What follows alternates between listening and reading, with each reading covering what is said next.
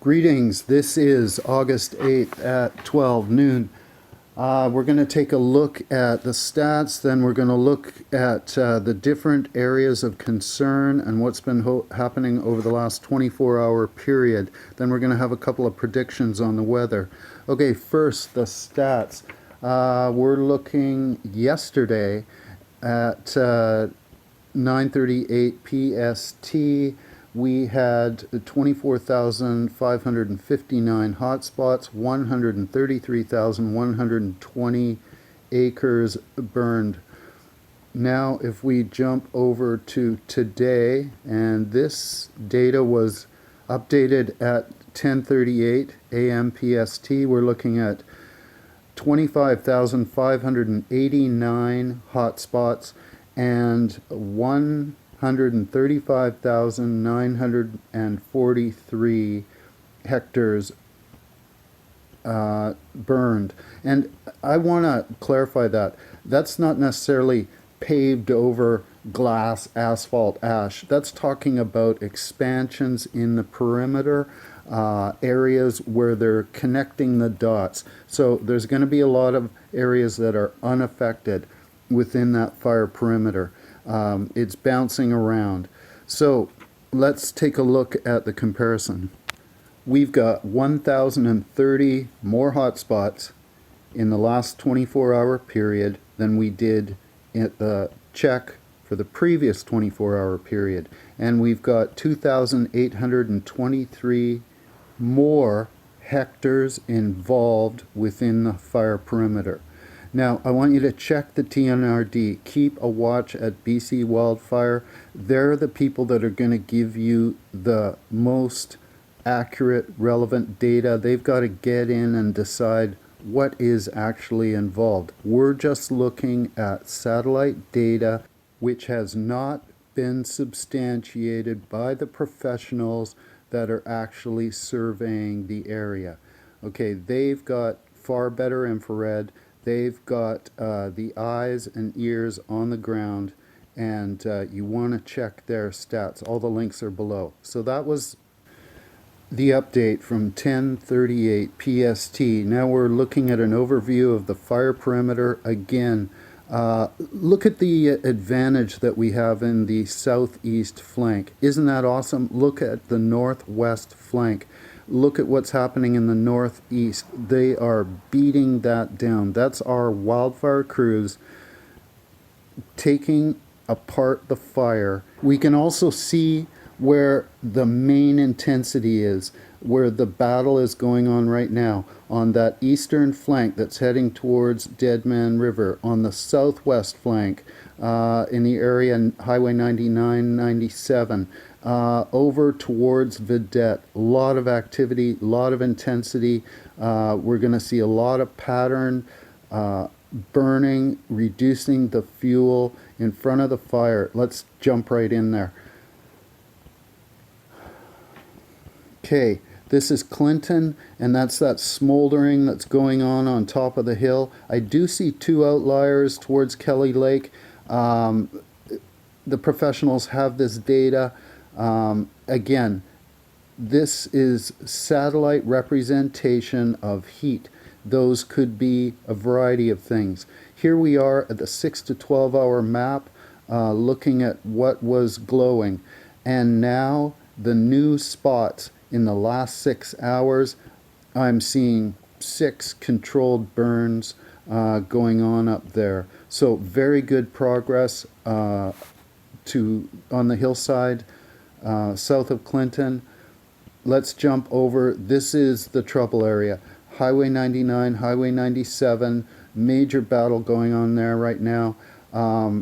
There's word that there may be some controlled burning in the 20-mile area.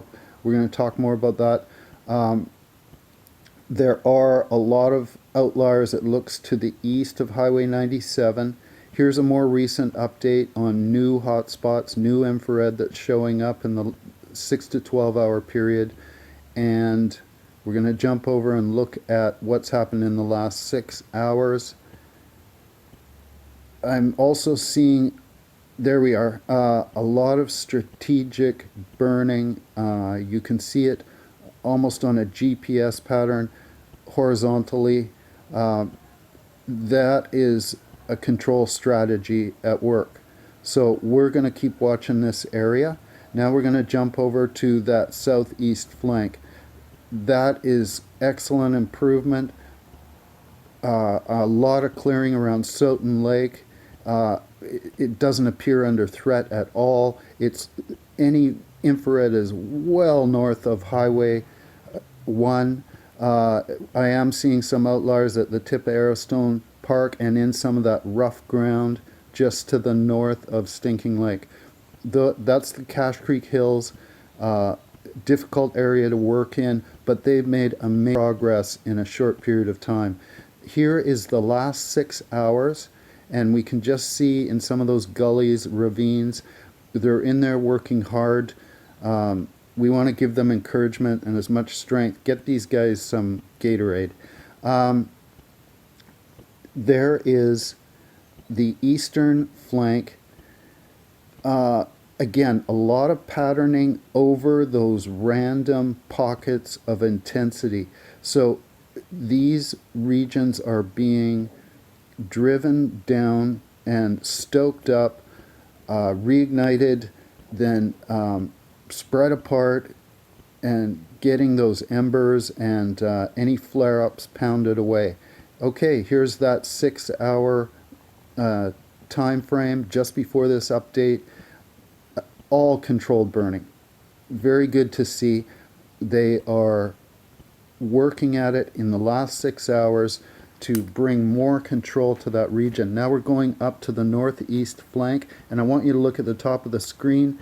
That is major progress on the northeast, where that corner was, right at the Bonaparte. Excellent job being done there. However, there is a major struggle going on in that lake area. South of Upper Loon Lake, I'm seeing furious activity. I am seeing some horizontal patterning, and there was a dot there on the 24-hour map south of Vedette. It is gone in the 6 to 12 hour update. So whatever was there is no longer there. Good news for Vedette, and there is the crucial 6 hour prior to this update, and we see all patterned, controlled, strategic application of fire against fire. That is showing that there is a plan at work, and it appears to be working. This is jumping into the Loon Lake, and we can see Chasm, another area of excellent success. Around Loon Lake, a lot of those that were north of the lake have been eliminated, and that's in the 24-hour map. So those are old hotspots that were dealt with. Now we're just looking at new hotspots, and those are to the northeast of Loon Lake, and we have a couple of flurries of, they may be flare-ups, they may be piled burns. And here we are looking at the last 6 hours before this update. No new hotspots, no controlled hotspots, no random infrared. A very good sign. So I'm going to say that our wildfire fighters are really doing an awesome job.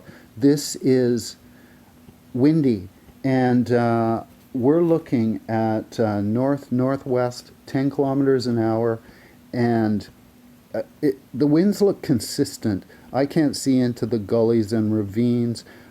There may be some variations, some swirling around, but we'll jump over to the forecast, and there's Friday, high noon. The wind shift is coming. I'm looking at an increase in velocity, especially on Saturday, 13, 17, 18 kilometers an hour. We see those clouds coming in at the end of this forecast.